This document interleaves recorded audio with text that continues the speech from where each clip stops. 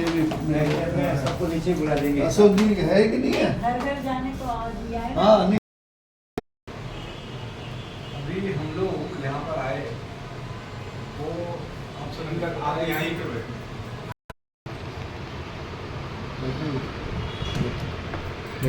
मोदी जी के प्रधानमंत्री होने का 10 साल कंप्लीट हुआ, तो इन 10 सालों में बहुत सारे काम उन्होंने किए, वो काम भी किए, योजनाएं भी की हैं, वो सारी चीज़ों को आप लोगों को पता है।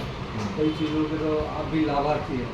फॉर एग्जांपल जैसे वैक्सीन, पहले ये लगता था कि कोविड का वैक्सीन अपने देश में बनेगा कि नहीं बनेगा, अमेरिका से लाना पड़ेगा कि रशिया से लाना पड़ेगा, लेकिन उस दौरान मोदी जी ने मोटिवेट किया और अपने हिंदुस्तानी अपने देश की वैक्सीन बनी, और वो वैक्सीन हम सभी ने लिया, तो हम सभी भी उसके लाभार्थी है। और भी बहुत सारी योजना है, कार्ड है, बहुत सारी चीज़ें हैं। मेन तो हम ये देखेंगे देश के अंदर गरीबी से कोई भी सरकार पहले लगती है कि अपने देश के अंदर गरीब नहीं रहे। तो आज मोदी जी ने 10 साल में वो काम किया है कि जिसके कारण 25 करोड़ लोग जो बिलो पॉवर्टी लाइन थे, गरीबी रेखा के नीचे थे, वो गरीबी रेखा से ऊपर आए। मतलब वो सामान्य हम और आप जैसी ज़िंदगी जीवन यापन कर रहे हैं। 25 करोड़ हिंदुस्तान के नागरिक इस 10 साल में गरीबी रेखा के ऊपर आए। ये बहुत बड़ा अचीवमेंट है मोदी जी का। दूसरा, करीबन 5 करोड़ से ज़्यादा लोग जिनके पास खुद का मकान नहीं था, घर नहीं था, गांव में हो चाहे झुग्गी झोपड़ी में हो, कहीं भी हो, उनको घर देने का काम प्रधानमंत्री आवास योजना से घर देने का काम नरेंद्र मोदी जी ने किया। तो ये भी एक बहुत बड़ा अचीवमेंट है। उसके साथ ही हमारे देश का जो एक्सपोर्ट था, एक्सपोर्ट बढ़ने का काम किया। इकोनॉमी के अंदर आज देश पहले 11वें नंबर की अर्थव्यवस्था थी, आज 5वें नंबर की है, और उनका ये कोशिश है कि आने वाले 2 साल के अंदर देश दुनिया का तीसरी अर्थव्यवस्था बने। तो चाहे गरीब कल्याण का विषय हो, चाहे विदेश नीति का विषय हो, चाहे अपना जो हेरिटेज है, अपनी संस्कृति है, अपना धर्म है। अभी धर्म, अध्यात्म और संस्कृति के क्षेत्र में कोई सपने में नहीं सोचा था कि भगवान राम का मंदिर बन जाएगा। ये 500 सालों से लगातार ये संघर्ष हो रहा है। राम मंदिर जन्म स्थान में उन्होंने निर्माण करा, काशी विश्वनाथ कॉरिडोर बनाया, उज्जैन महाकाल का कॉरिडोर बनाया, और हर प्रदेश के अंदर, अभी जैसे अपने महाराष्ट्र में विठल रखमाई का सबसे फेमस मंदिर है, उसका वहाँ कॉरिडोर का काम चालू है। नासिक में जहाँ कुंभ लगता है उसका कॉरिडोर चालू है।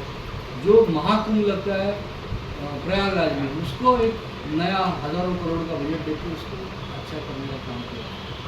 कश्मीर में आज अगर आपने टीवी देखा होगा तो धारा 370 हटने के बाद पहली बार कश्मीरी पंडितों को वहाँ बसाने का काम आज चालू किया गया मोदी जी के हाथों से आज। और धारा 370 के लिए इतना संघर्ष हुआ देश के अंदर, कोई बोलता था कि धारा 370 हटेगी कि तो खून की नदियाँ बह जाएंगी, लेकिन मोदी जी ने इतने शांतिपूर्वक ढंग से धारा 370 हटा के कश्मीर के जो लोग हैं उनको मेन स्ट्रीम में लाया। देश में एक संविधान, एक विधान, एक देश, एक झंडा। क्योंकि हमारी लड़ाई भारतीय जनता पार्टी की, जो हमारे संस्थापक थे श्यामा प्रसाद मुखर्जी, पहले वहाँ दो का झंडा अलग होता था, वहाँ का संविधान अलग होता था, लेकिन उन्होंने नारा दिया था कि एक देश में 2 संविधान, 2 विधान, 2 प्रधान नहीं चलेगा। हमें पूरे देश में एक ही प्रधान, एक ही विधान, एक ही संविधान करना है। इसके लिए आज धारा 370 हटी और शांति, अमन, चैन से सभी रोजगार कर रहे हैं। मैं बीच में अमरनाथ गया था, बाबा अमरनाथ के दर्शन कर, वहाँ बहुत सारे जो मुस्लिम सारे व्यवसायी वही हैं, तो मैंने उनसे भी बातचीत किया, तो उन्होंने भी कहा कि नहीं, हमारे लिए देश की मजबूती बनने की जरूरत है।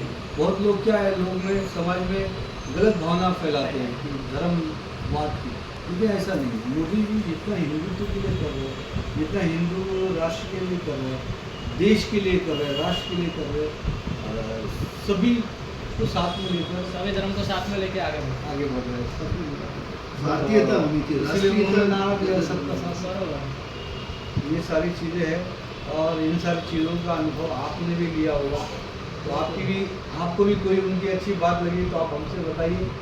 और आप भी 10 लोगों को प्रेरित करिए कि एक बार फिर से मोदी जी आए, ताकि अब जो बचा कुचा काम है 100% आना है। वो हो। वो तो आएगा, कोई तो आएगा। आएंगे, क्योंकि उन्होंने जो यूथ को जागरूक किया है ना, जी। कि जो यूथ में पहले ऐसा कोई विजन ही नहीं था जी। कि देश में ये काम हो सकता जी। है और हम लोग में ये कैपेसिटी है, जी वो जागरूकता उन लोगों ने यूथ में ला दिया है। जी जी तो उसके वजह से उनको आना ही आना है, क्योंकि सबसे ज़्यादा वर्ल्ड वाइज देखेंगे तो यंगस्टर आज इंडिया में है। जी तो उन यंगस्टर को जगह दिया उन्होंने, तो उस हिसाब से वो मोदी जी को ही आना है। मुझे जो आने का कोई रोक नहीं सकता। क्रांति भी आनी है, उनके काम उनके बोलते हैं, उनके काम जो स्टेप है ना, अभी यूथ को तो थोड़ा सा आप लोगों को ज़्यादा यूथ को जोड़ना है भारतीय जनता पार्टी के साथ, मोदी जी के साथ। अभी की जनरेशन जो लोग अभी मोदी के साथ नहीं है। हाँ वो ग्राउंड लेवल पे वो काम दिखता है। ग्राउंड लेवल पे हमें देखते हैं कि आज मेट्रो आ गया है बिल्डिंग के नीचे, इतने हाईवेज बन रहे हैं, हम लोग गुजरात जाते हैं बाय रोड, वगैरह तो वो डेवलपमेंट दिखता ही है ग्राउंड लेवल पे। नहीं तो रख देते हैं। कुछ नहीं है, नहीं कुछ नहीं, अभी कुछ चलिए, बोलना आपका- दो है, मिनट लगेगा। बहुत मिलना है, और कोई बात नहीं तो इसमें सारी जय श्री राम। जय श्री राम।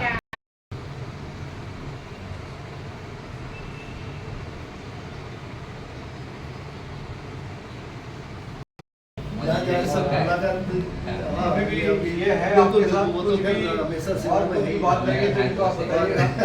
तो आप लोग भी जुड़िए, गाजर और जुड़िए सभी। Thank you. नमस्ते।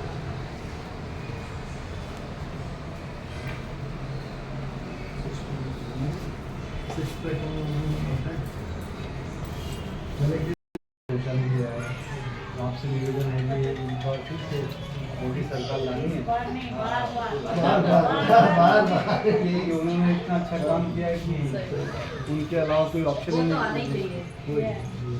आइए आप, ये कॉन्ट्रैक्ट